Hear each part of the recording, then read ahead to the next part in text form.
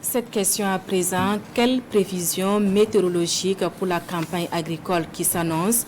Elle commence entre mai et juin et se refermera en septembre pour certaines zones comme le Sahel et en octobre d'une manière générale. La pluviométrie sera abondante mais avec des poches de sécheresse, annonce l'Agence nationale de la météorologie qui a organisé hier un atelier d'information sur la saison des pluies. Précision avec Kwale Nebié et Jérôme Tendano. Le ciel promet générosité. Pour la campagne humide 2023-2024, et l'eau va une fois de plus couler sur l'ensemble du territoire burkinabé.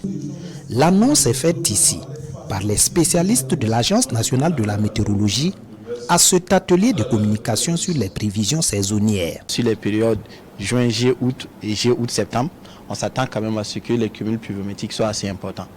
Néanmoins, il y a des zones quand même où il va un peu pleuvoir, comme ce qu'on a l'habitude d'enregistrer au Burkina, mais quand même les parties sud-ouest du pays, on s'attend quand même à ce qu'il y ait quelques déficits à ce niveau-là. Quant à l'installation et à la fin de la campagne agricole, les spécialistes s'attendent à une situation normale à tendance tardive sur l'ensemble du territoire comparé à la période de référence 1991-2020.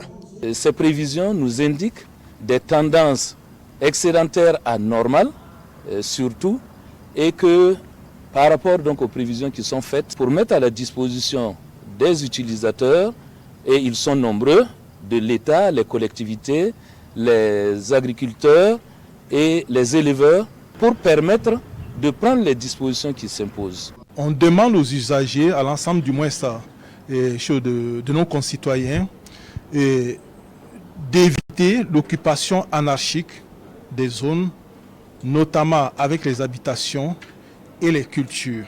Et également de curer les caniveaux pour éviter les inondations.